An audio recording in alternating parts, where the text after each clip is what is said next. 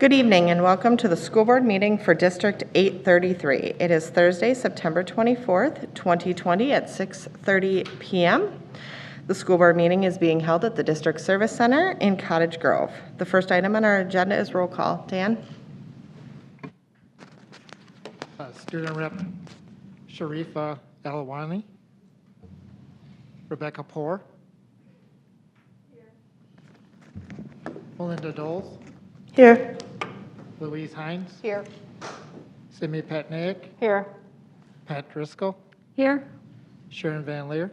Here. Katie Schwartz. Here. And Tracy Burnett is absent.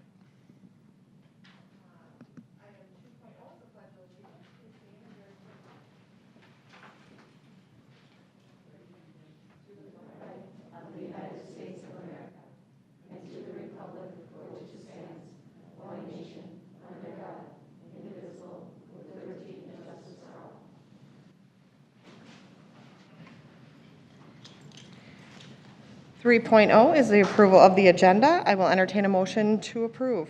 So moved.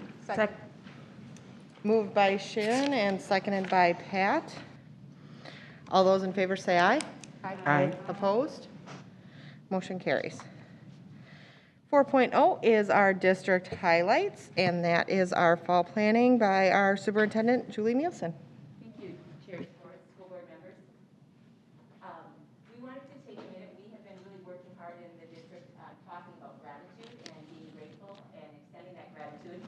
And so tonight, as part of our district highlights, we wanted to take a moment to pause and extend gratitude to the individuals who work tirelessly behind the scenes to support our return to school. I am so proud of the monumental effort of our staff members and parents to open up the school year. We've had staff planning for months. They've worked through various learning models, waited patiently for guidance from the state, continued to revise plans based on changing guidance, and have consistently stepped up to every challenge in order to serve and welcome back our students. This evening, we would like to recognize our planning team facilitators and team members for their work, leadership, and attention to all of the details and protocols that needed to be in place and attended to in order to safely open our schools. And I have the chance every week, a couple of times, to be on phone calls with other superintendents across the metro. And I can just tell you, when I'm on those phone calls, I am so proud of the work of our district staff and what we put together in the time that we have been planning.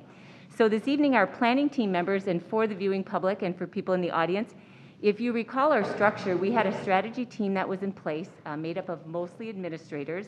And then from the strategy team members, we had planning teams. And so to recognize our health and safety team, our facilitators, Allison Johnson and Jennifer Holt, two phenomenal leaders in our district. Allison Johnson is a Lake Middle School assistant principal, and Jennifer Holt is the principal at Red Rock Elementary School.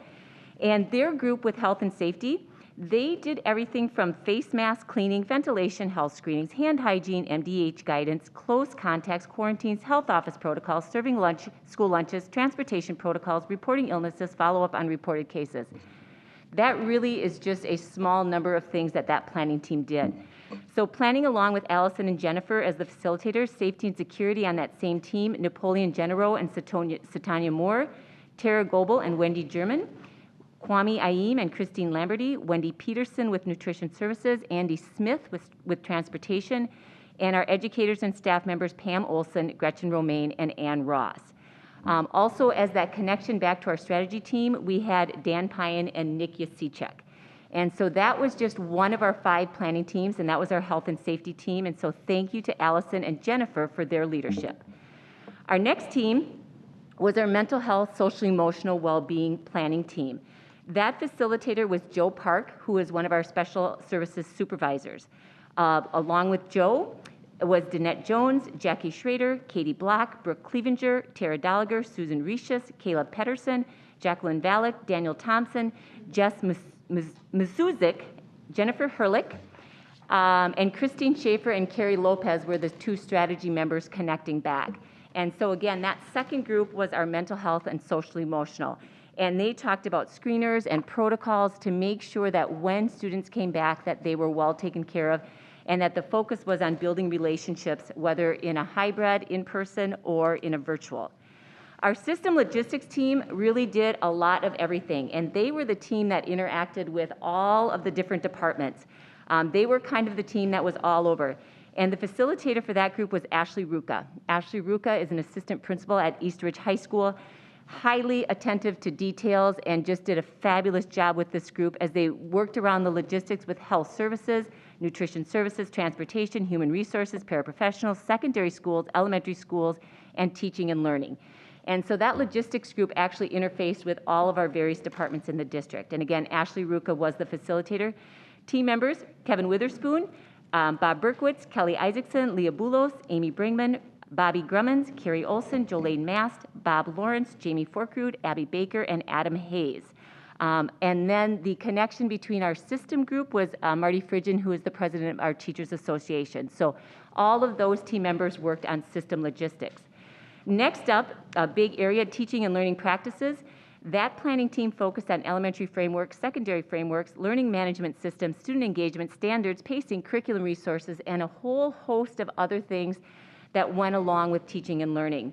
And we had 3 facilitators in that area. We had our assistant director, Chuck Paulson, Stacy Benz, our elementary specialist, and Angie Lawrence, our secondary specialist. And so those 3 really helped put in the framework for how we were going to be delivering curriculum and how that would look different in fall. Supporting those 3 facilitators, Josh Idem, Joyce Beard, Nicole Lynn, Colleen Redmond, Tom Ross, Todd Highland, Katie Burley, Danielle Hayden, Estelle Wallace, Maria Toll, Tim Hoffman, Greg Berman, Sarah Sorensen Wagner. And then our connection back to our strategy team, supporting teaching and learning, Kelly Jansen, who of course is the director of teaching and learning, was that liaison, along with Anna Braun, our director of special education. And our final team, and a very important team, was our adult learning and professional development. And that group was led by James McGee, who is our director of professional development. His team members, Sarah Bebo, Brian Booth, Susie Evans, Ed Harkness, Kendra Crazen, Tracy Newhouse, Joni Quintavalli, and Sandy Sacedo Fallaghan. This is just one little small thing, just to highlight and one step in recognizing the work and the efforts of our staff. For many of these different groups, the planning is continuing. Regardless of which group, they're still continuing to work and implement practices and protocols. So at this time, I would just like all of us to acknowledge the incredible work of our planning leads. So one final shout out to our planning team facilitators with just a nice round of applause.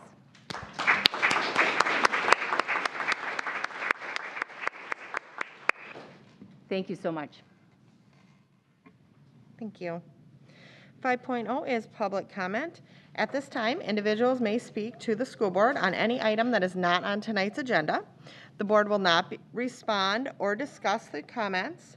Character abuse or specific complaints identifying staff, students, or task force members will not be permitted. The superintendent may be asked to prepare a response to your concern. Our policy does allow for 3 minutes per person. At 2 minutes and 30 seconds, you will be notified that you have 30 seconds remaining. At 3 minutes, the microphone will be turned off, and we will move on to the next speaker or the next agenda item. Our first speaker tonight is Kara Spoladoro.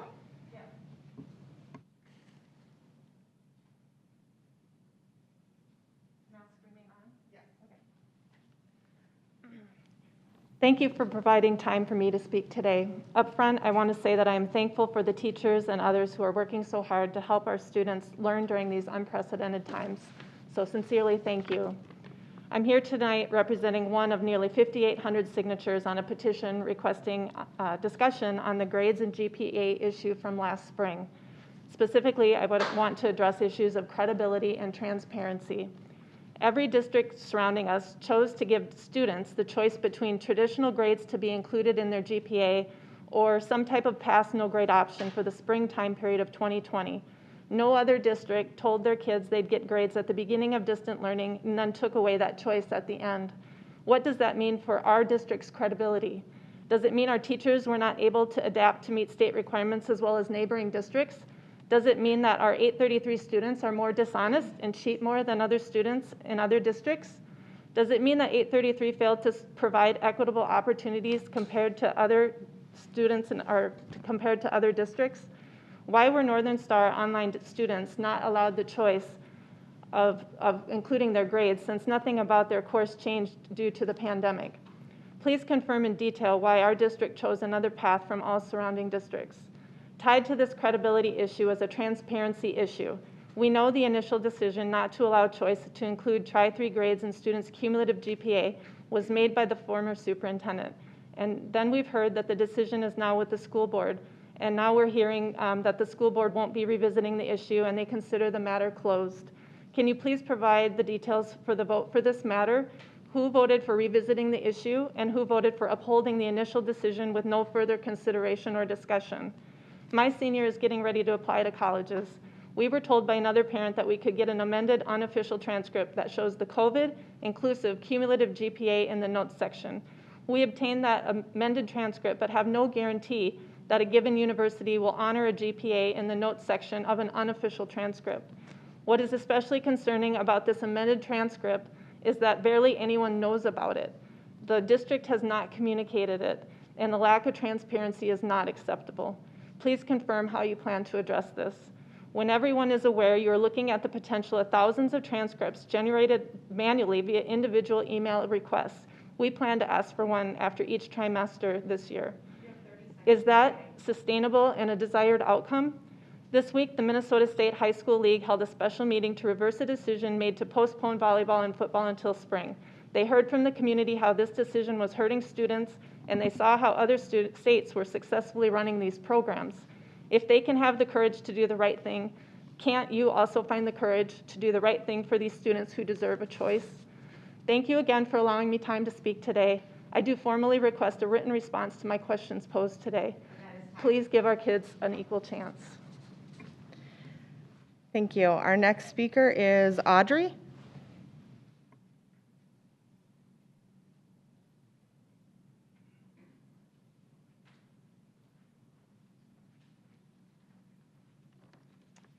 Hi, I'm Audrey, and I'm a senior in District 833. Thank you for providing me time to speak today. I'm here to ask you how it is that you think you haven't hurt me from your decision to not allow the choice to include grades from last spring into my cumulative GPA. The Department of Education said that grading decisions should not harm the students. I am here to tell you on record and in black and white that your decision has directly harmed me. The effects of the pandemic itself has been a huge battle for me and many of my peers. We are filled with doubts and anxiety about the present and the future. And now I have to add to that pressure to try to make up for the good grades I lost from last try. I would be 400s away from a threshold that would allow me to apply to a top-level scholarships and for a prestigious role at graduation. Instead, I am 1/10 away and have a much tougher climb this year to try to achieve my goals. When all of my spring activities were canceled, I was sad. I lost my opportunity to be a 3-sport letter winner. I lost my chance to win a national title in club volleyball. I lost my chance to go to my first prom. I lost my chance to go on college visits, and I lost my chance to hang out with friends for months. But what I thought I had gained was an opportunity to focus on my grades without these usual distractions that high school kids experience. During distance learning last spring, I got up every morning and went to my table to do my schoolwork. Besides a couple of regular level classes, I had 2 AP classes and 1 other college-weighted class. For AP classes, I put in my time in the first 2 trimesters, at times struggling to understand and get good grades. I didn't give up. I stuck with it. I focused on one thing and one thing only in Tri-3, and that was getting good grades. It was mostly review for these AP classes preparing for the AP test, so I was determined to take advantage of my time and achieve good grades. When the superintendent decided to reverse his decision and no longer allow grades to be counted in GPA, I about gave up. I believe there was no point in trying anymore. I was upset that we had been told one thing, and then at the last minute we were being told another. I didn't give up, though. With the encouragement from my parents, I decided to do the best I could, hoping that the decision would again change. You know that all of the neighboring districts gave students the choice to count grades. You know that I am now at a disadvantage for college admissions and scholarships. You know that. Your decision has hurt me mentally, and now your decision is hurting me as I try to get into college. Again, I will state that the Department of Education said that the grading decision should not cause students harm. Please tell me how not allowing choice hurts any student in this district. If a student chooses pass, no grade, it may not help their GPA, but it doesn't hurt them. Their emotions and future are not more important than mine.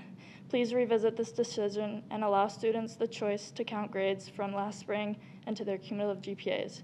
And please provide me a written response to my questions and concerns. Thank you. And that is the last person. Is there anybody else who wishes to address the board?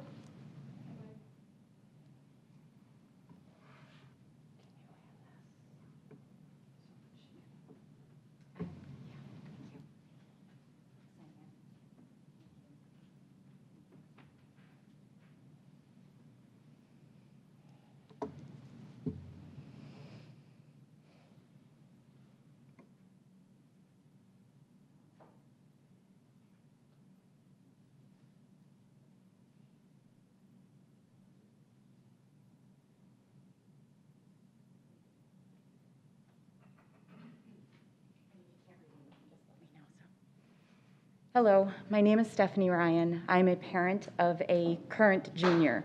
And even though my child was not so impacted by this grade or this trimester 3 cumulative GPA, I do want to speak on his behalf and the behalf of the seniors. First, let me say, you were dealt a very difficult hand in trimester 3, and I think what you did was tremendous in supporting our kids to get distance learning going. It was a feat in and of itself, and I thank you. And I'm thrilled that you offered hybrid learning because my son does enjoy going to school. So for that, I thank you.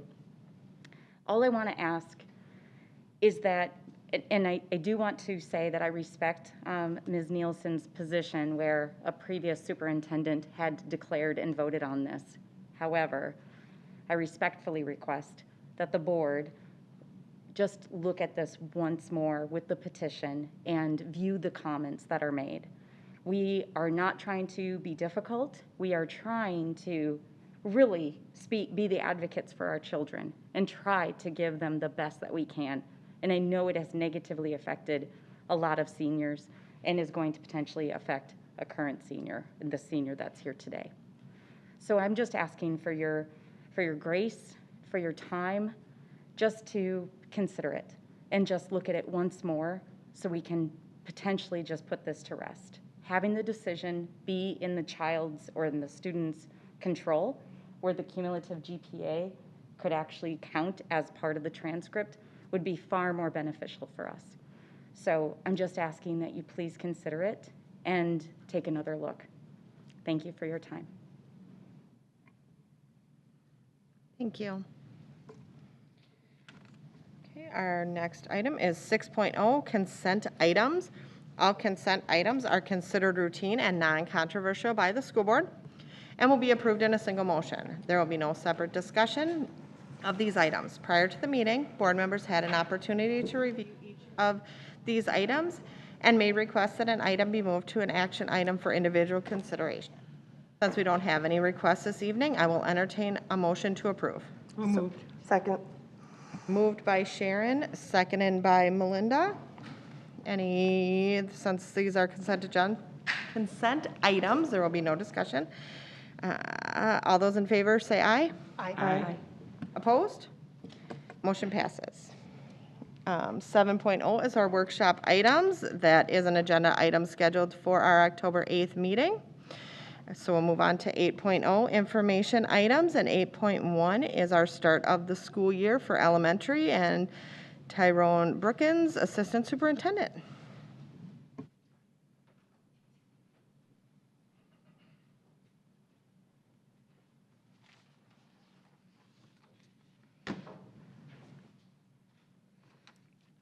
Chair Schwartz, members of the school board, Superintendent Nielsen, and student reps, thank you for the opportunity to stand before you this evening and share how the opening of the school year has begun for elementary students. On September 8, 2021, the school year began for over 8,100 elementary students, a little over 6,000 in the DAL option and a little bit more than 2,100 in the VLA option.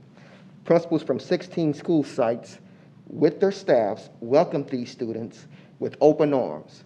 Of course, we practice social distance with those open arms.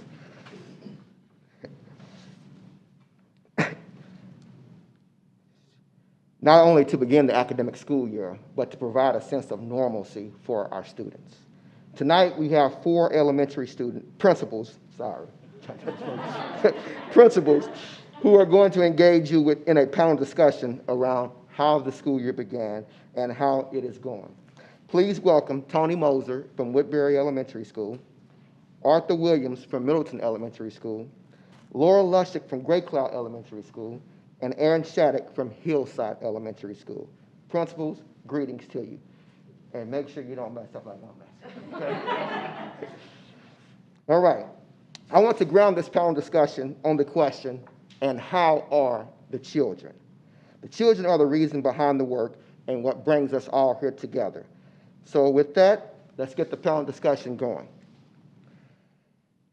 What has excited you the most about the start of the school year? Principal Moser. I think one of the most exciting parts is to have that opportunity to be working with kids, especially my aunt. Test. They just have to press it once.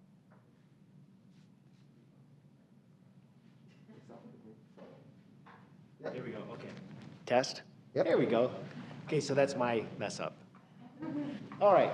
I think the most exciting part is having that opportunity to work with our elementary kids, having some back in the building, having some with VLA, but just feeling the energy of having that laughter, that sound, that excitement of kids coming back inside Woodbury Elementary School has been something that I've been looking forward to all summer. And I think the second part I'd have to say is with the challenges of rethinking education, it's really had given us an opportunity to work with teacher leaders and school leaders to really think about the why and the how we do things and give us a fresh look and perspective and a chance to reinvent some of the things that we do. And I think that that's the other part that's been really exciting so far. Principal Lushick. Hi, thanks for having us here tonight. For me, I was a part of the strategy team all summer, and so actually the best part was actually making the impossible possible. We really, at times, just thought, how are we going to do this? The hybrid seemed like it was something that we were taking on that other districts were failing. And I think we were feeling like parents or with anxiety about separating, and we had lots of anxiety as school staff, as our teachers as they were coming on. And the minute the kids got there on transition day, you could feel this calm that came over that was amazing. We are meant to be with kids, and that's why we went into this job. So to be able to see the teachers with the kids, to be able to see all of our staff kind of feel fulfilled, it really helped put that anxiety in check, and it made all of those plans all summer seem like they were really well worth it. And the longer we stay in hybrid, the happier they're going to be. So we're pushing masks, and we are pushing distancing because we want to stay here as long as we can. So really excited to actually see things happen. Thank you. Principal Williams. All right, good evening, everyone.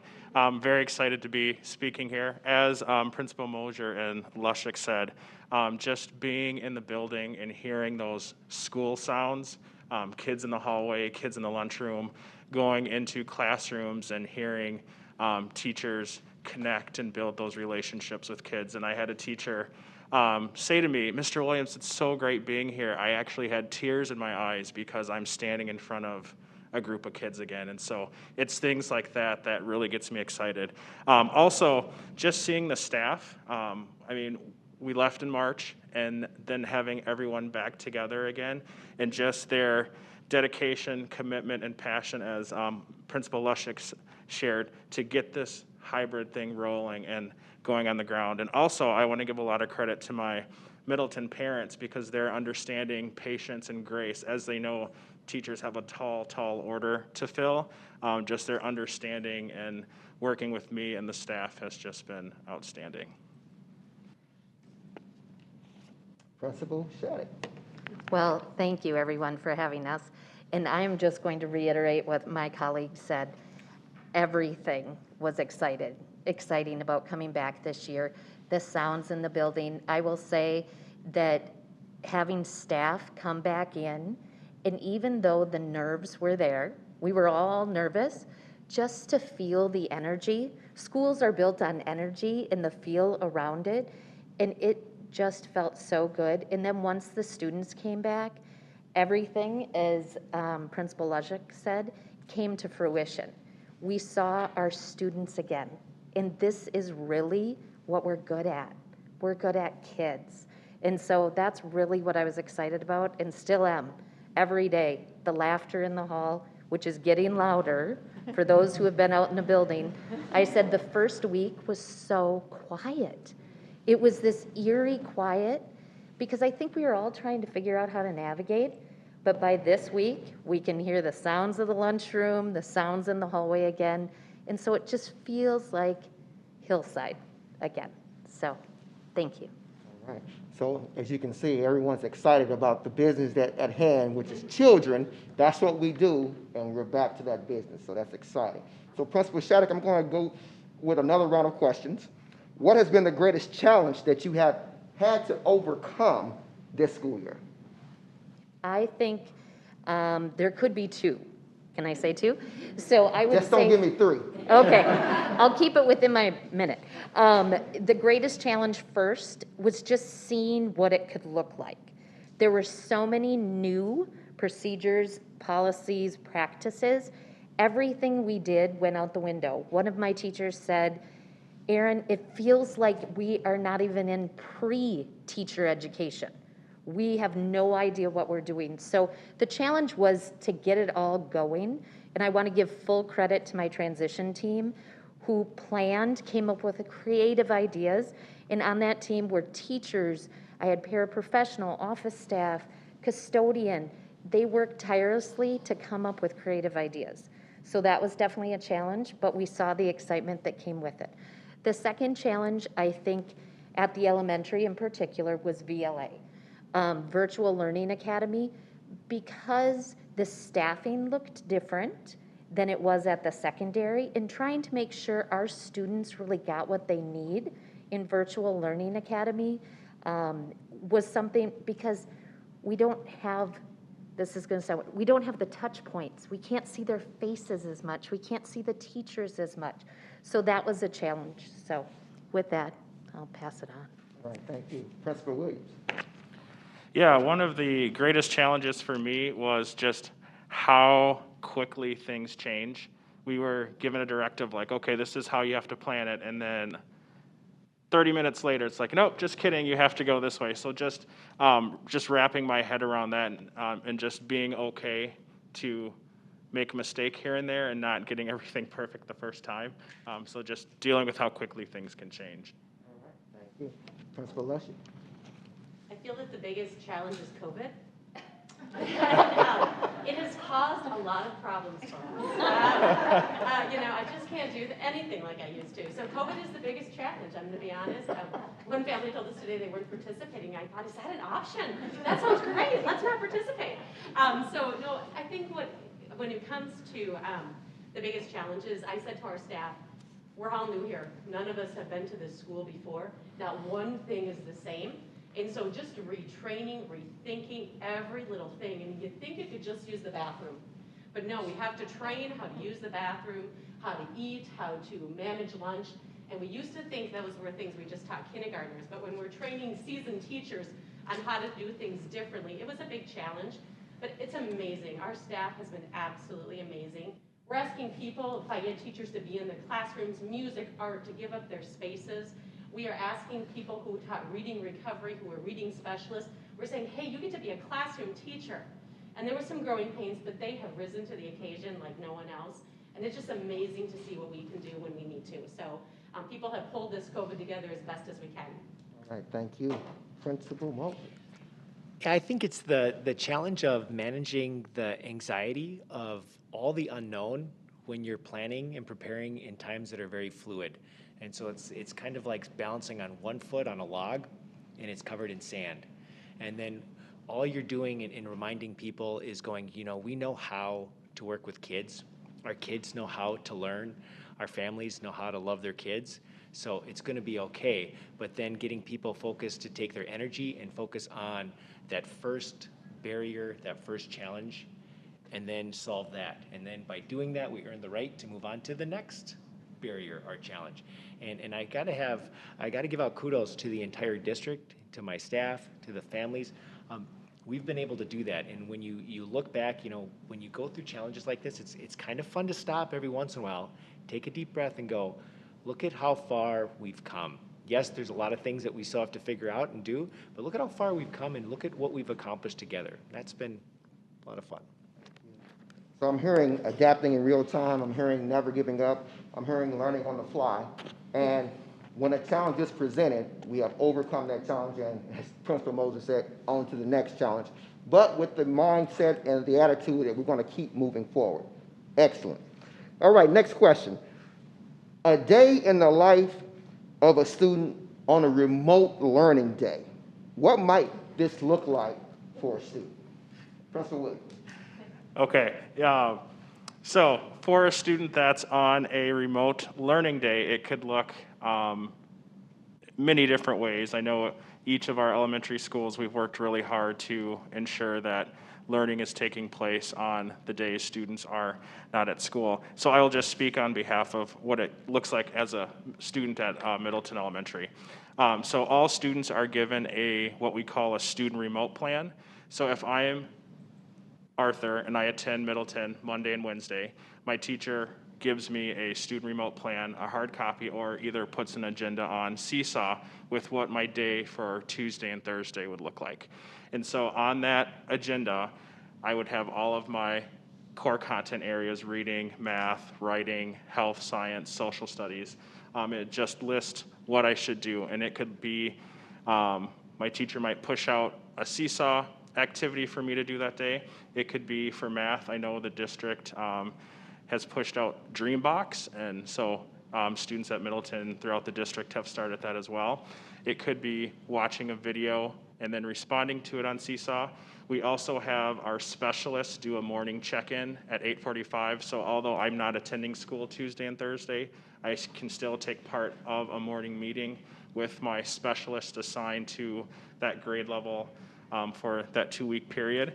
And also we have check-ins with the teacher in the afternoon, and also an additional check-in with the specialist at the end of the day. Also, for remote learning days, we've got Flex Fridays. That's where our teachers are providing one-on-one or small group intervention and for enrichment. All right, thank you. What I did not hear was nothing. And what I also did not hear is use the remote to the TV to watch TV all day. Great word. All right, walk us through what a day might look like for a student who has been assigned or is participating in essential childcare. Principal Okay. Shattuck. So does everyone know what essential childcare is at the buildings? It's the childcare for Tier 1 employees. So we have, depending on which building it's at, anywhere between like 15 to 30 students that participate in it. And so it's childcare during the school day. So at Hillside, which I'm sure it's very similar to all the elementaries, we do a morning check-in, and our students have choice boxes, which our Kids Club staff have provided, so we can do a variety of things. And much like at Middleton, at 9 o'clock, we do virtual check-ins. So our students get on their devices and do a virtual check-in with a staff member that is working with that grade level. During that virtual check-in, they'll go over their agenda for the day, the to-do items that they need to do academically, and they also do a social emotional learning activity with them. Once that is complete, then we have what's called our academic time. So during that time, students work on their devices, or if they have an at-home packet or different things like that, they work on that. We have set aside a minimum of 20 minutes of reading time, and that can be done on their device, or it could be done, our paraprofessionals who are fabulous at Hillside, I'm sure they are everywhere, who are supervising the kids, they do a read aloud with our little kids. So the younger kids who maybe aren't as strong of readers, so we ensure that our kids get reading. After that time, they usually have a craft or activity. They head to recess and then lunch. So they run through our lunchroom, not run through, we don't run at Hillside. They go through our lunchroom just like the rest of the kids. They get to eat in the gym because we're eating in the gym this year to socially distance. After that, they have another academic time because many of our teachers do virtual check-ins over lunch to check in, see if kids have questions, were they struggling on any academics, and then we have some more choice time, we have another recess, and then it's pretty much dismissal, pack up, head home for the day. We're a big believer in if it's nice outside, get outside, play, enjoy yourself. We do try and get our academics done in the morning if at all possible, though. So that is our essential care. All right, thank you. Sounds like structure is in place and learning is happening. You try. I heard the word devices. Principal Moser, can you speak to our response, the district's response to technology needs of our students? Well, at District 833, we're very fortunate to have one-to-one devices for all of our students, and that was a real concerted effort going into the spring with distance learning, and so now it's nice in the fall that every child has a device, and so that's one component of our plan. The other component is making sure that every one of our students and families have that access to the internet, and so we've been actively engaging our families, making sure that they have access to internet, and in those cases where they don't, we do have hotspots that we've been providing for our families, and we have a pretty streamlined process of identifying families that don't have that, getting the technology department so that they're aware of that, and then that quick turnaround, having the devices dropped to the school so that we can distribute those out to our families. And then the final component is really making sure that our families can access the technology by providing technology support. And we have a really firm structure, both online, where families can access that in real time on our website. We also have components where families have been coming in, and either we've done home visits or have some families come in and meet on the site where we actually walk them through that process, and we can problem solve and answer questions in real time, as they come up. And I think that that's been a real positive in making sure that our kids have access to that technology. All right, thank you. Sounds like the efforts are supporting the student learning and the opportunity to learn. Principal Lushik, tell us how a day looks differently this year for students' typical school day on site. Yeah, so as I mentioned earlier, everything really looks different. So we actually made a video to start out the year so our staff was prepared that, hey, everything is different. So our kids basically come in 6 different doors. In a grade cloud, we have a footprint that allows that where other sites may not, but they come in by grade level to their different doors, 6 in the front and 6 in the back. The minute they come in, right when we see them, we're checking that they have masks. We have masks at every door in case kids forget, because we all know that happens. And then they sanitize their hands. Rather than going to lockers, they go directly to the classrooms. And so all of this requires a lot of staff supervision. We have people outside leading our students in, making sure they all get in. Our kids are knocking at a door if they're a little late, and we're watching to make sure that they all get in. Once they get inside, the classroom looks a lot different. We have moved away from a traditional classroom model. We are used to having lots of movement and lots of collaboration, but COVID doesn't like that. And so just as you're sitting right now, as a former kindergarten teacher, I've never seen a kindergarten classroom that has tables and where you sit by yourself and you're spaced out, but that's the reality, and the kids are doing beautifully with it. It kind of hurts us a little bit to look at it, but they are doing a fabulous job with it.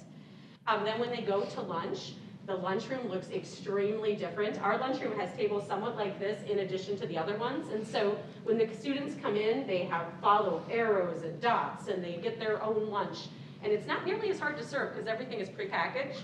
But they wear a lanyard, they scan in, and then they have table for one. You sit all here by yourself, and they face one direction, but they do fine with it. And so it's just one of those examples of how kids are extremely resilient.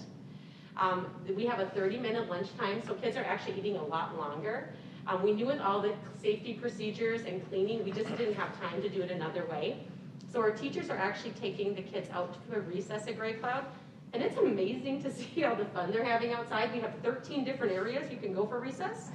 We have planned it all out, so there's lots of opportunities. They now have individual devices, as Principal Moser said, so we have lots of opportunities to do things a little different, and we're training them on those devices while they're in school.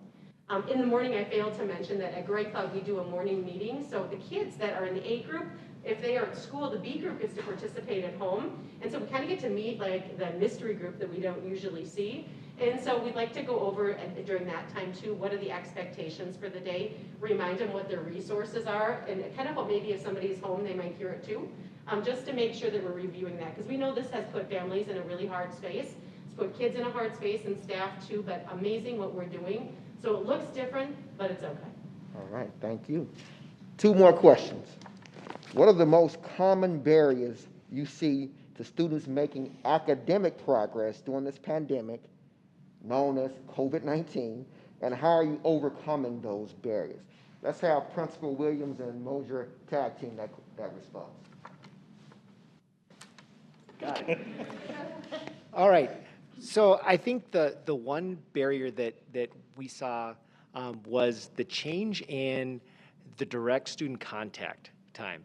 And knowing that we are going to have to change how we're going to deliver content and how we're going to pace out the year so that it's realistic and that it's mindful and purposeful. And so starting with that, we knew that we would have to change how we look at the instructional day. And so we know going into it, with literacy being such an important focus at the elementary levels, and then knowing the research that it says, these types of changes impact math instruction specifically, more than other areas. And so we took a real strong focus on our in-contact days for our hybrid model and really focused those days of person-to-person instruction on our math and our literacy, and then really focused in on that part. And we also adjusted our scope and sequence so that we looked at, taking a look at the standards and really prioritizing which ones are the most important and really going deep onto those concepts so that our kids have that nice, strong fluency with the math and with the literacy.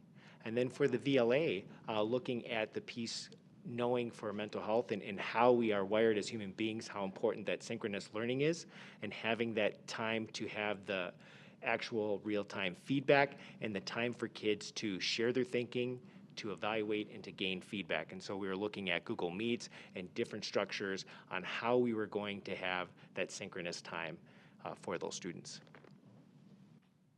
Yeah, I think along with what Principal Moser said, another barrier is data. When you think about how the school year starts, we're so used to having the assessment days where the students come in, we collect data on just to get a sense of where they are as readers so we can help, we can plan out our guided reading groups and whatnot. So data is a barrier, is a barrier, and the most current data that teachers had was from last January before COVID hit. So we've been really working on looking at running records, having access to guided reading libraries, and how teachers can use those to get current data on their students.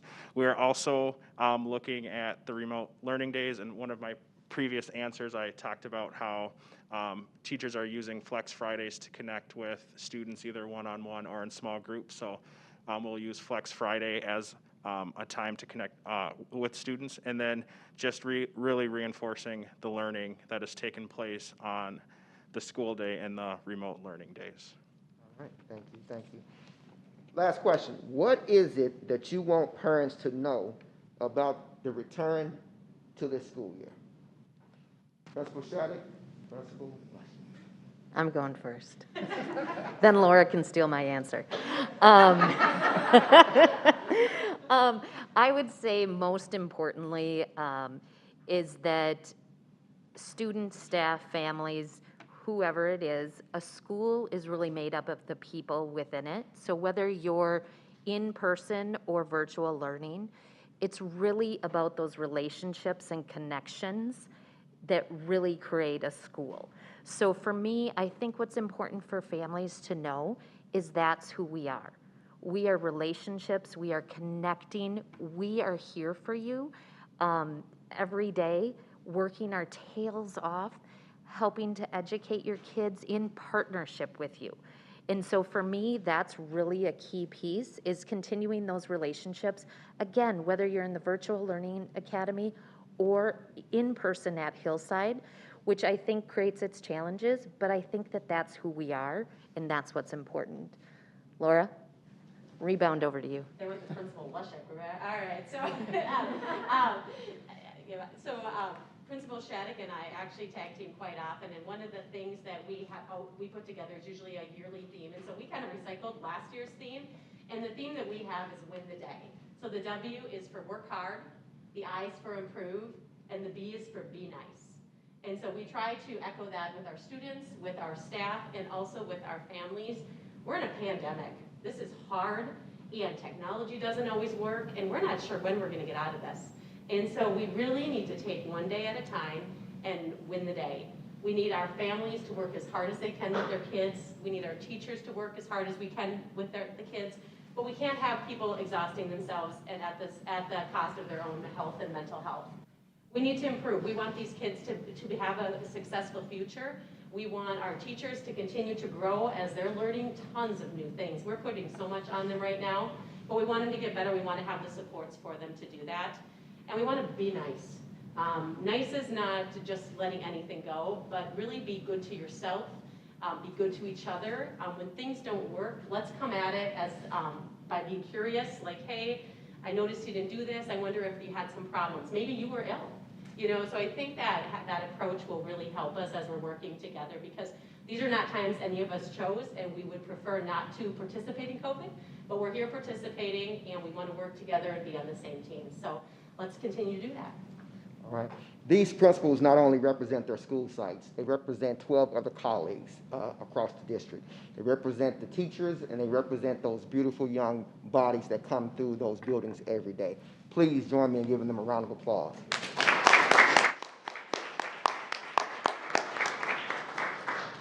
This discussion was grounded on the question, and how are the children? I'm here to report to the school board, to the community, that the children are doing well and learning. Thank you for your time. Anybody have any questions? I just have a comment. I just want to say thanks to the teachers who step up and rolled up their sleeves and met these challenges with creativity and innovative methods and use of technology. And I feel for them with all the learning curve that they've been on, because as I get older, it's harder for me to learn. And I think I'm so proud to be in a district where our teachers roll up their sleeves and get to it, and get it done. And I'm so proud that they don't do it for the money. They do it because they care about our kids. And that really makes me proud of our district. Mm-hmm. And I'd like to give a shout out. Tony, I was at your school. And the shout out goes to the early childhood education teachers, the precision that they took. My great grandson is in the program, so I'll be over there all the time. Y'all don't never know this. But the compassion and the planning that went behind, them entering the building and showing my granddaughter, the steps and the methods that they're going to use to teach was par excellent. And the patience and the commitment that they have for the kids is excellent. And I just wanted to give them a shout out, because the boy didn't want to leave at the end. Thank you.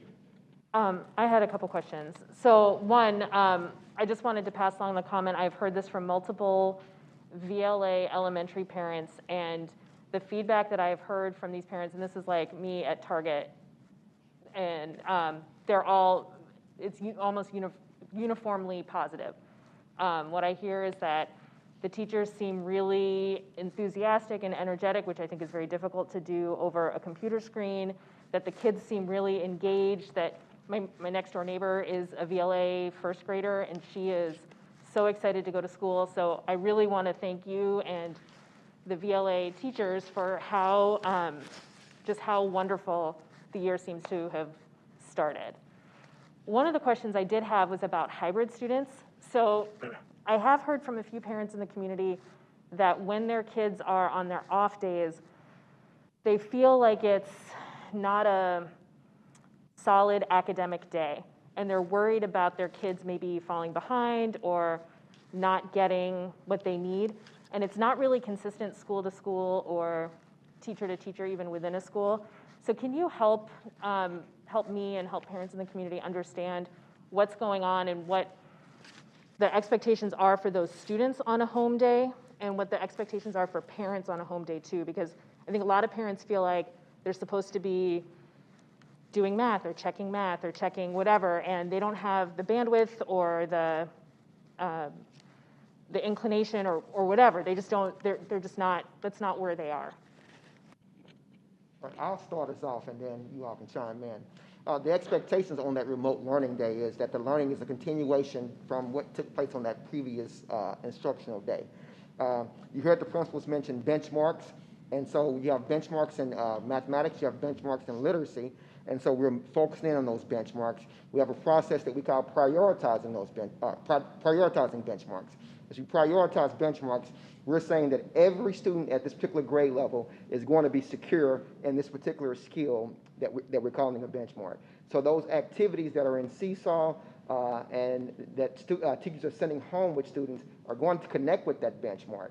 Now, we are going to firm up our communication around, for families around that expectation, which should be around 3 hours of continuation of instruction or work minimally for those students who are working remotely. And like I said, principals are going to firm up that communication, and then the Department of Teaching and Learning is also going to push some things out to families to provide resources and guidance as they are supporting their children at home. Anything to add from the principal group? I think it's an example of, it's a Goldilocks piece. So for some families it's too much, for some it's too little, and it's really hard to get it just right. And so what we've asked families is to communicate, where's your just right? Because, we're asking, again, families to do a lot. We have to train the kids first. So if your typical school year, lots of times it would take the first month to train lots of procedures. So we can't really, one of our challenges is we can't expect that the family or the students are just going to know naturally what to do. So there is kind of a natural buildup, and we're hoping that most of the training is happening when they're on the school days, in the in-person days, and then we're hoping to increase and add as we're going. But nothing would make folks more frustrated is not to train the little folks, not to make them independent, and then you're trying to do meetings, you're trying to keep a job, and we're asking you to be the teacher, and we're not wanting that. We're wanting to have things that kids can independently practice, expand, get to a level where they're closer to mastery. And then in our in-person days, we're really trying to capitalize on that. So we may not be there yet, but we are trying to do a build-up so that when we get there, we can be there and be at more of that just right level. And I can piggyback off that because Laura and I like to go back and forth. We also have a scope and sequence for math and literacy that align with the Virtual Learning Academy. So even though Virtual Learning Academy students are getting lessons every day, our in-person students will end up getting more on their in-person days. And so you also have to remember our class size is significantly smaller. We have half the amount of students. So if you talk to a lot of our hybrid teachers, they will tell you the amount of things that you can get through with less students and target your instruction to those students is incredible. So Julie, I guess we need significantly smaller class sizes. No, but I think that those pieces, I think it goes along with what Laura said, is that usually the beginning of the school year is the things that I talked about. Relationships matter. It's training the kids. It's getting things set. It's those things that families maybe usually don't see because it's happening at school. So again, like Laura said, we will get there and we're adding more, but we can't overwhelm the kiddos too much either because just like us, they're learning new technology and they need to be able to know how to do it at home as well. And then I'll just add, I will, second what Principal Lushik said about, it's the start of the year. We're asking teachers to plan for in-person learning and then also plan a day for their kids when they're doing the remote learning. So having that balance of what am I going to do when I have the kids, and then what are they going to do when they're at home? And as Laura, as Principal Lushik said, our product now is not what it's going to look like later on as we all become better at this new way of school. And I would encourage, any feedback that, our parents and families have as they go through that process. Information is power, and so if you can pass on those concerns, it's nice to have a good read on what the families are experiencing. And like Principal Lushik had said, it is that Goldilocks zone, and it's different for every family.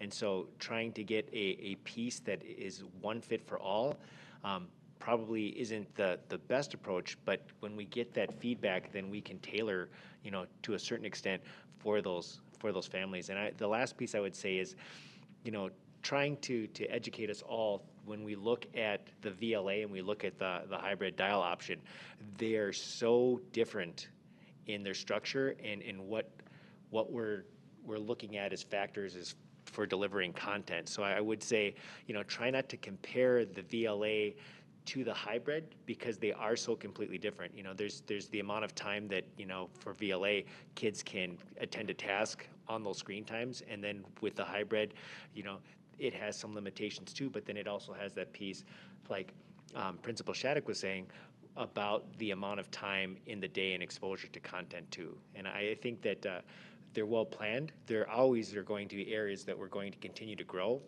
But again, anything that you can give us as far as principals and feedback into our teachers, we'd welcome. Thank you.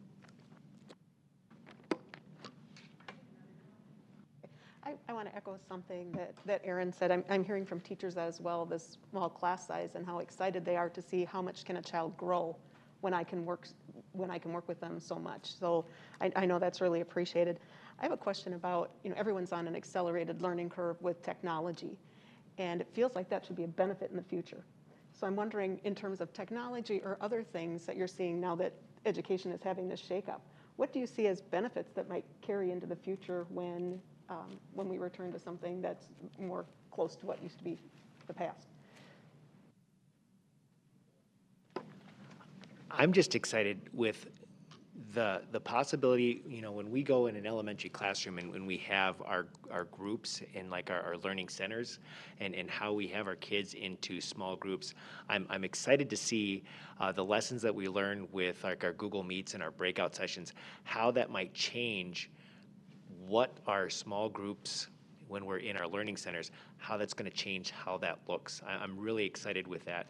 I'm really excited with the Dreambox resource that we've just added too, about having those instructional components and the practice all built into a single resource. And I'm excited to see how we can use that again in just providing that practice and additional instruction for our kids. And then finally, I'm excited to see, with the lessons that we learned from VLA, how we can tailor that to really personalize our instruction, going forward. So there's a lot of opportunities there, and that's the fun part about trying something completely new.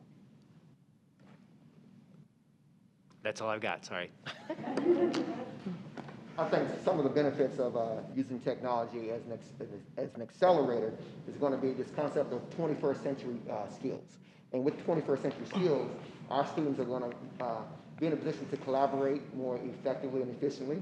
They're going to be able to make decisions, and they're going to be able to be adaptable given, something or a challenge that they're presented with. And then also the communication. Part of what we're doing with Google Meets, they're communicating, not being face-to-face, but they're communicating through a device and technology, which is going to benefit them once they get into the real world. I have a question. So with the children that are doing VLA with the elementary schools, I only have a middle schooler, so I don't know exactly what's happening with the elementary schools, but I know tomorrow is the first materials pickup day.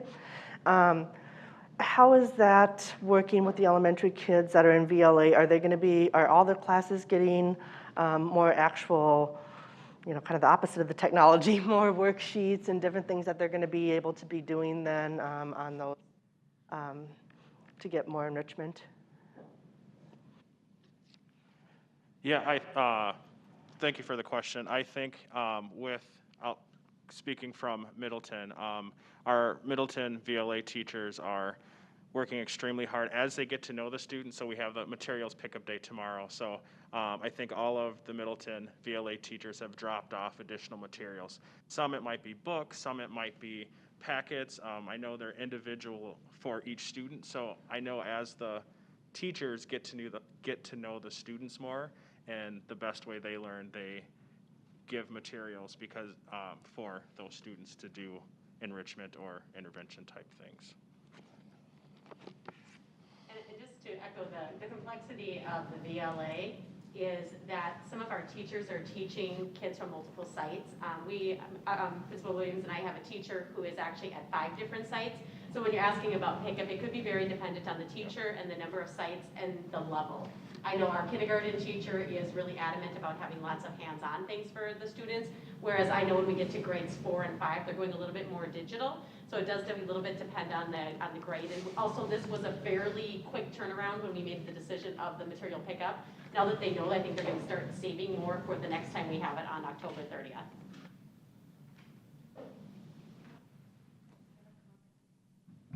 Or kind of a question, but a comment, and this might help you out, Simi. I was looking on the website, and there's a tremendous amount of supplemental materials for parents. I'm just wondering if they're aware of it, because those resources are really good. And if you have a student that needs a little bit more as a parent, you can just say, why don't you try this? Because those are really, really nice tools to have. There's a ton of them on there, so just tell them to check it out. And I would say along with that is a lot of that information is continuing to come fast and furious, so it's making sure that we put it out kind of in those little chunks. And so I know my teachers are creating, whether they have Google Sites that have additional activities that you can access, or I know the school district also sent out today additional elementary activities that you can do. So I completely agree. I think there's more out there, and we're just continuing to kind of tap into it. Anyone else? Okay, well, thank you very much. Right, thank you.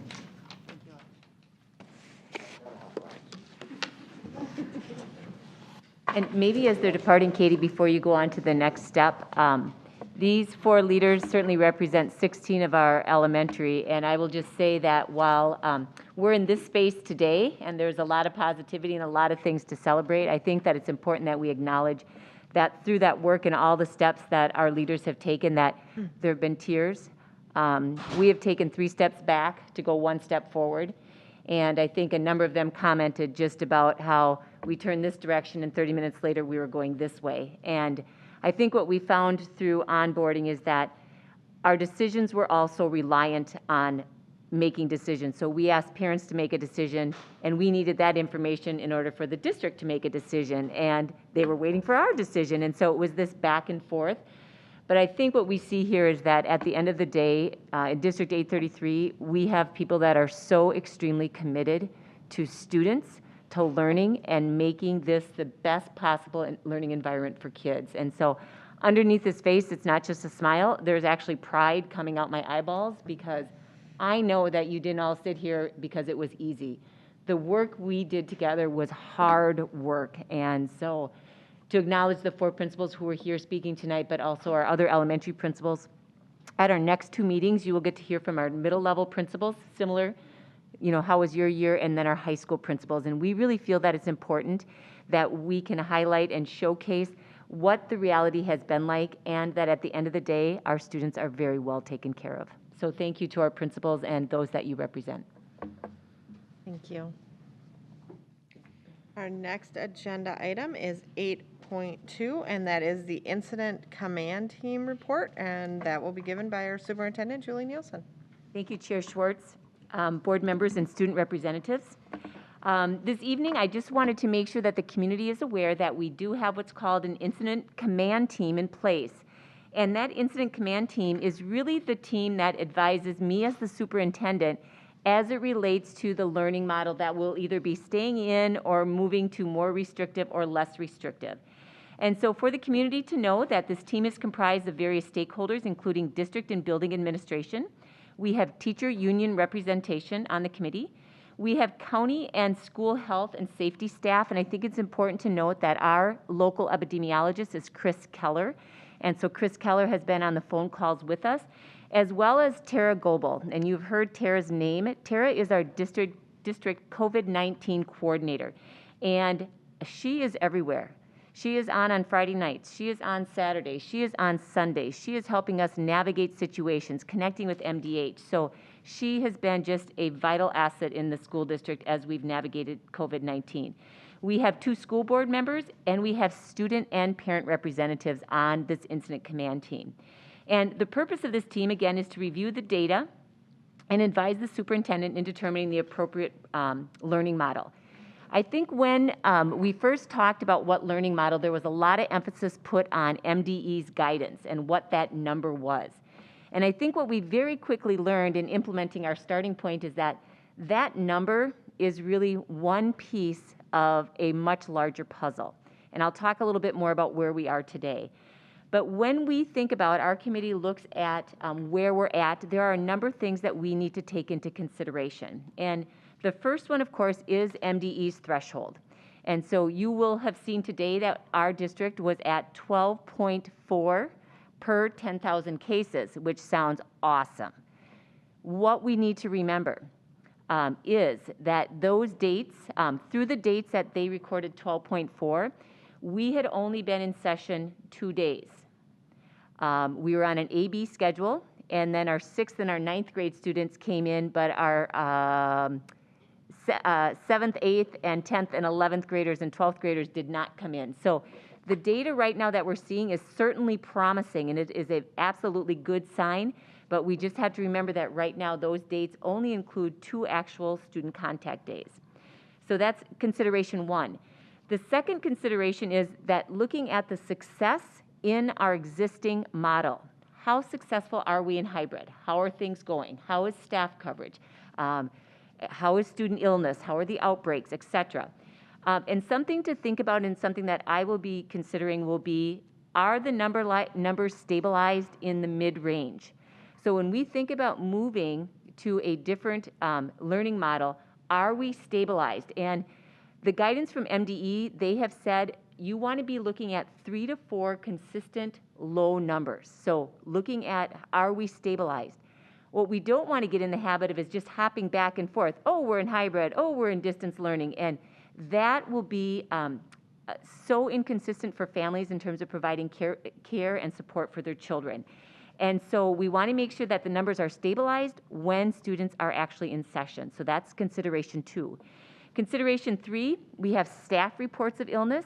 Now, keeping in mind when we say the word illness, people many times hop right to COVID-19 and think of illness, but we have our routine illnesses. We have our routine absences of employees. And so please keep in mind that we are looking at all of that. Human Resources is collecting much of that data on staff and employees. We have student reports of illness. So we have our regular student illness, we have our COVID-19 illness, and we may have some other family illnesses that will keep students out. So that is also a consideration. 5th, our ability to staff schools and departments. When our incident command team met on September 11th, we did have concern at one of our high schools in regards to our ability to staff. We only have so many subs available, and we need to make sure that proper supervision is in place, which will get me to another consideration at the end, just talking about staffing our schools and departments. The next is actual student and staff absences from school. So we have illness as one thing, but how many are reporting absences, and what does that look like? The 7th consideration is, do we have adequate space in our schools?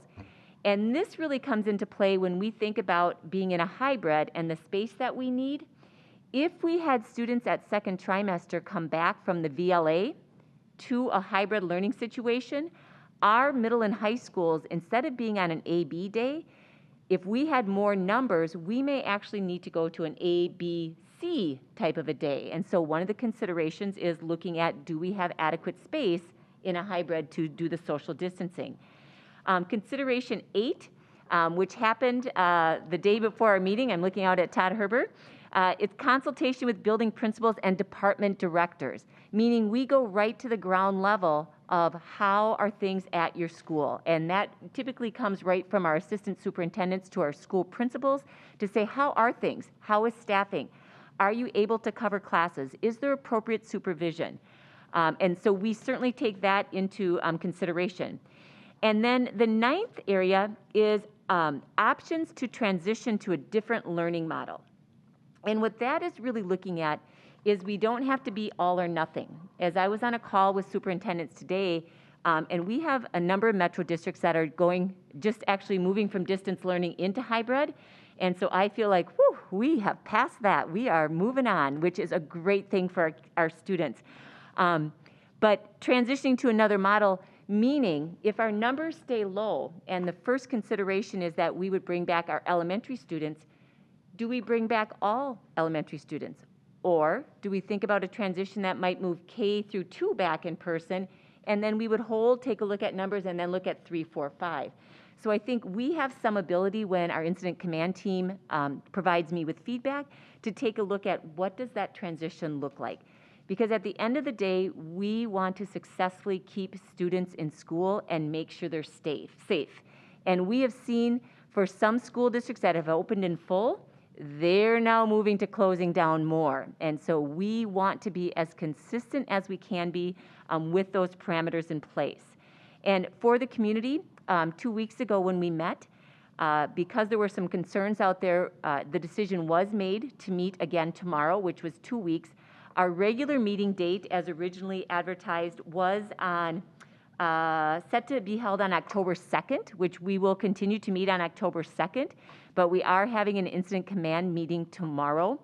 What parents can expect moving forward, and there was just a little bit of a miscommunication on my behalf, is that once we have a meeting, so tomorrow we have a meeting in the morning, by the close of the day, parents and families will get some type of special announcement from the district, just telling them that we're remaining in the hybrid, or we're remaining in this model, or we're moving to this model.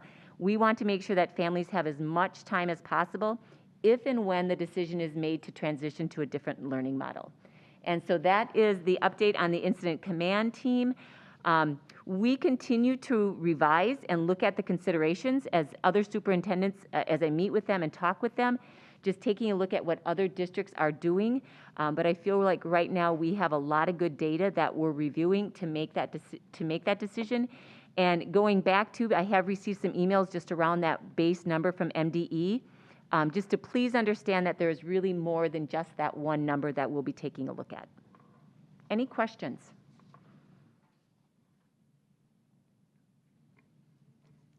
Okay, nobody has any questions. Thank you. Thank you.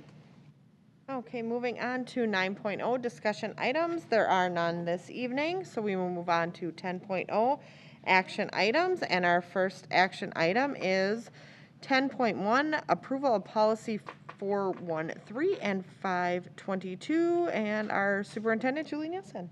Thank you, Chair Schwartz, school board members, and student representatives. It must be my night to talk. This evening, we are seeking approval on policies 413 and 522, and those two policies were brought forth 2 weeks ago. 413, as a reminder, is harassment and violence, and for that district policy, we were recommending no changes. And then a new policy that we are adopting, policy 522, Title IX, sex non-discrimination, and this policy has been revised to reflect the recommendations by MSBA. And so with that, I would ask for approval. I will entertain a motion to approve the proposed changes to policy 413 and 522. So moved. Oh, who was that? I'll second. Okay. That is a motion by Louise, second by Pat. Any discussion, questions? Okay, seeing none. All those in favor say aye. Aye. Opposed? Motion passes. And 10.2 is approval of proposed levy for taxes payable in 2021, and that will be by Dan Pine, Director of Finance and Operations. Good evening, Chair Schwartz, members of the school board, student members, and Superintendent Nielsen. As we said in the preamble, that tonight we're asking you to certify the proposed levy for taxes payable in 2021. You may recall last board meeting, we went over the levy in more detail. And like everything else, like I told you, it would change a lot. I did go over this levy with the Assistance Financial Advisory Committee on Monday, because the levy, since we talked to you last, and this Department of Education changes this probably about every 2 days during this month, because they're constantly making adjustments. And the largest adjustments they made to the levy was in the long-term facility maintenance levy, which needs to be reconciled every year. And they were doing their reconciliations up until a couple days ago. And the levy we're looking at now, and this is a preliminary levy, and I'll explain to you in a second what that means. It's a proposed levy. It's about a 5% increase total. There's a couple things that we may reduce on the levy when we do the final in December, one being the Q comp levy. We can levy it down to budget. We can consider whether we should do an OPEB levy. But it's about a 5% increase. Now, that's in lieu of the fact that our taxable market value, our referendum market value, our tax capacity, all have gone up about 8% over the last year. So the increase in the tax capacity and the market value, if one's value did not change, it should keep the school taxes pretty flat. And we will go into much more detail on properties at the Truth and Taxation hearing in December. Just to note, too, new construction over the last year rose 21% over new construction last year.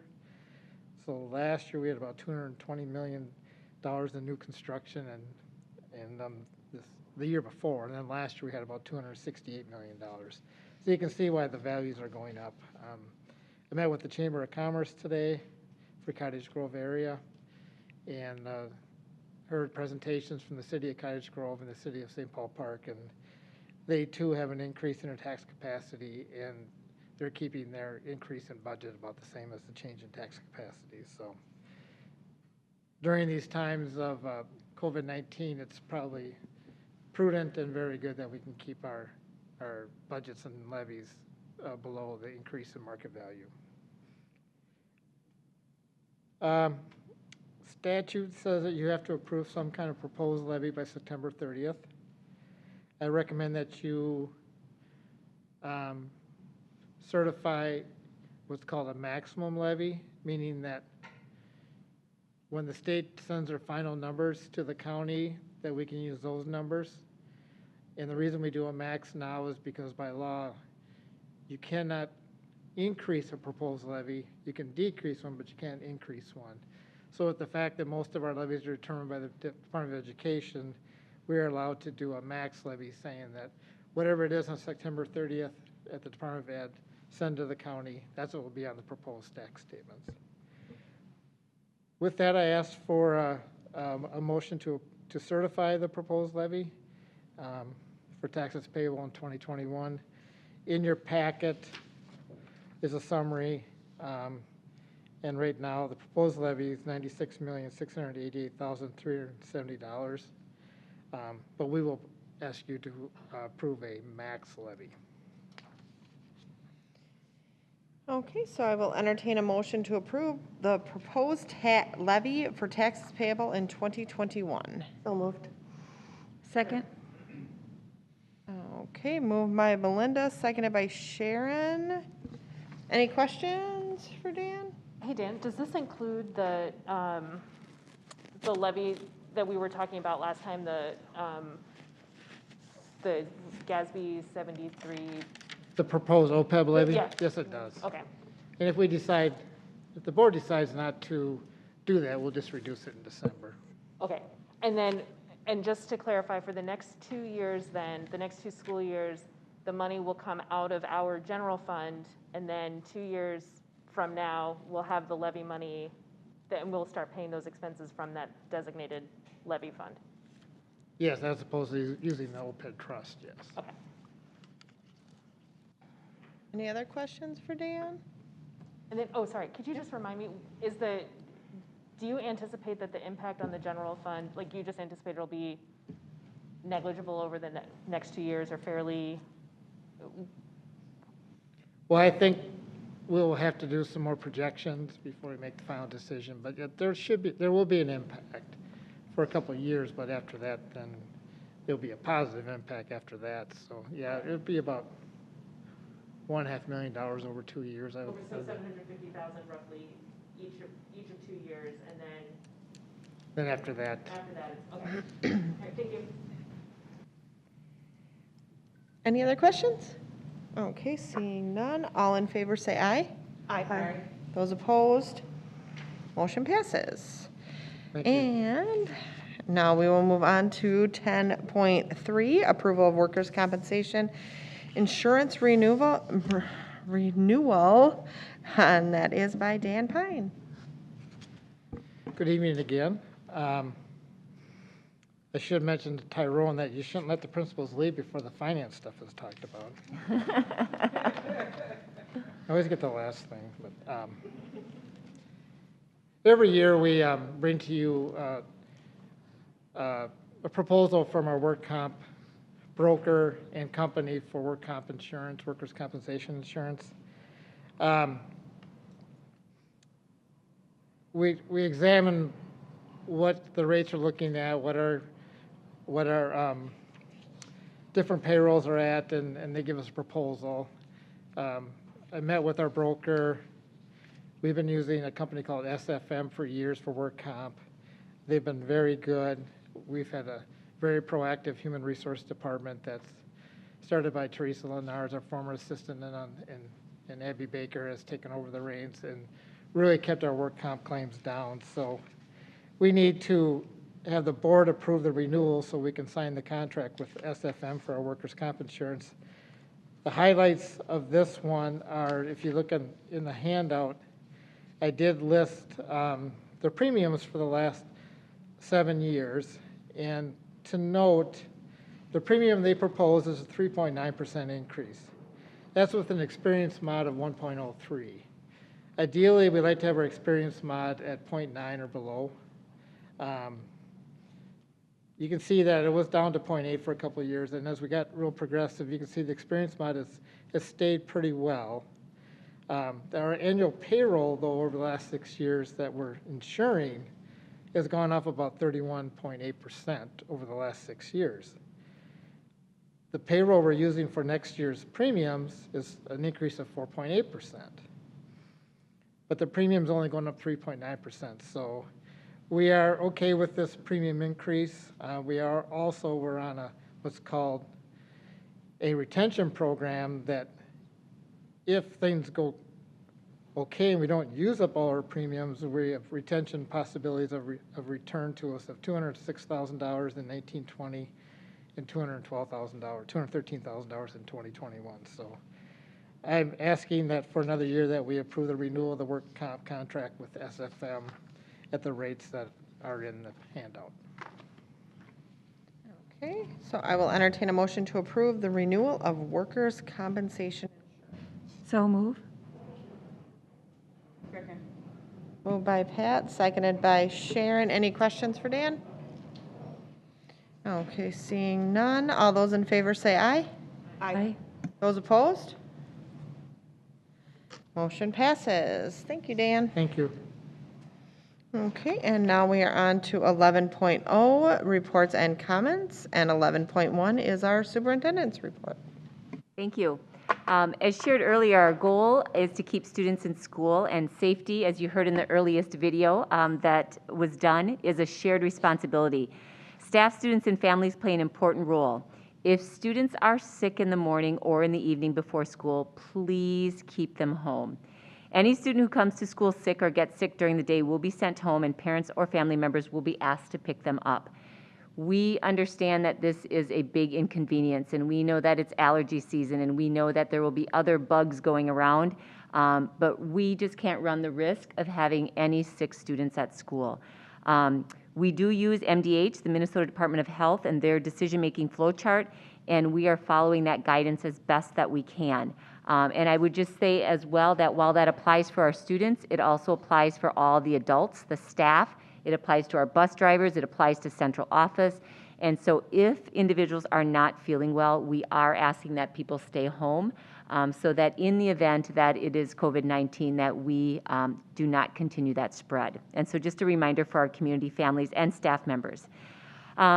Over the last 2 weeks, our executive cabinet members have been out in our schools, and we have been having a lot of fun interacting and getting to see what school is like. And so I think our 4 principals this evening did a great job of representing what school is like.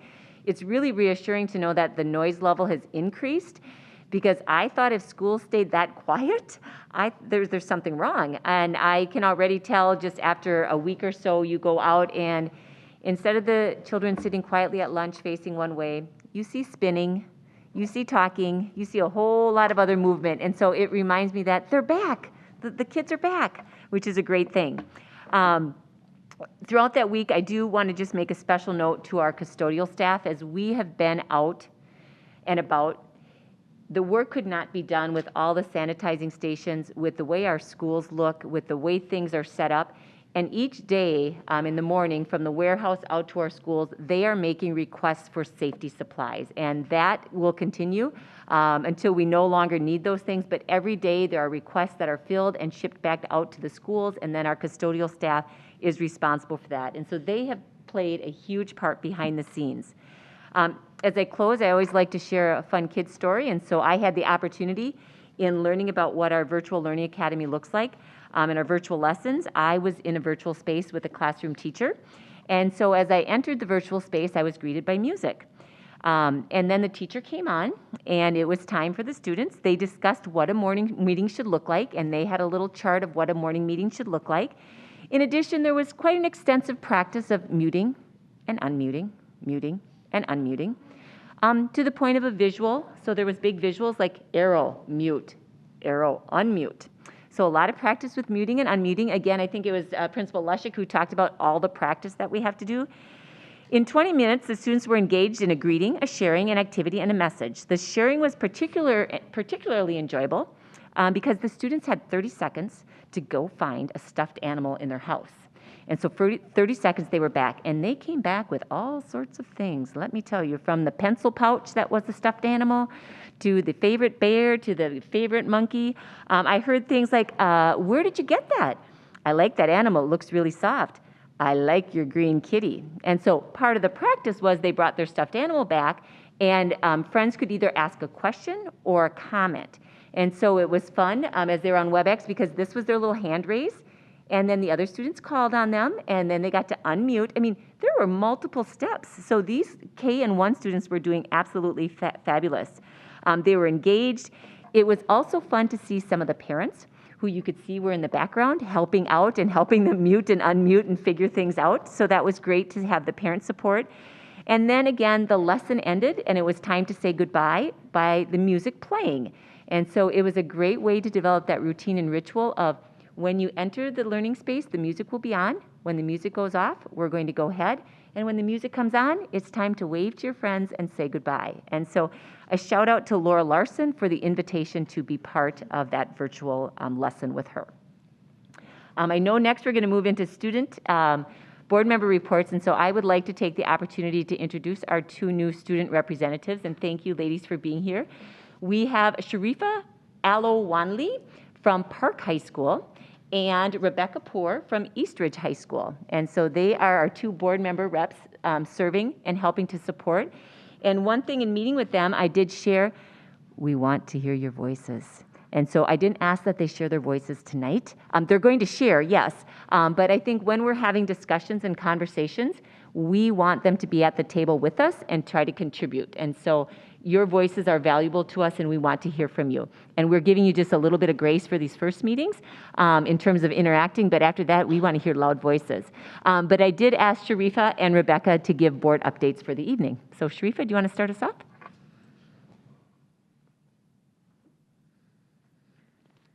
Okay. Hello, everyone. So first, the most recent thing that's coming up at Park is the ACTs for the on October 6th, I believe. And then today actually was our homecoming. So we had the soccer game that started at 7 today.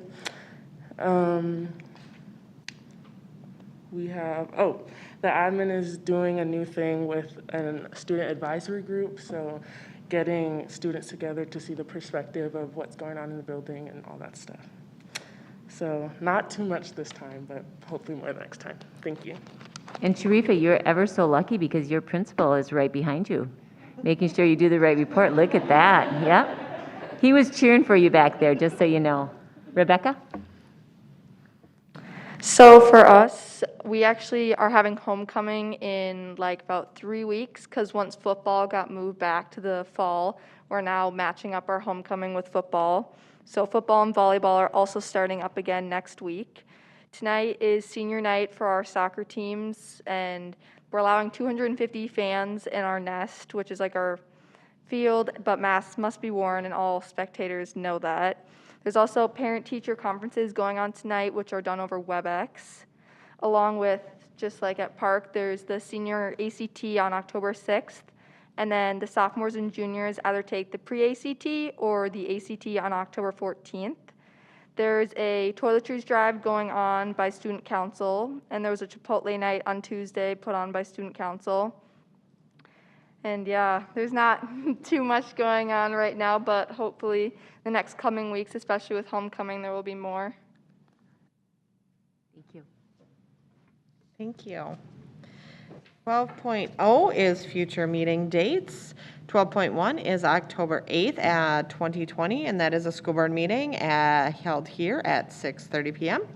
12.2 is October 22nd, another school board meeting held here at 6:30. And 13.0 is our adjournment.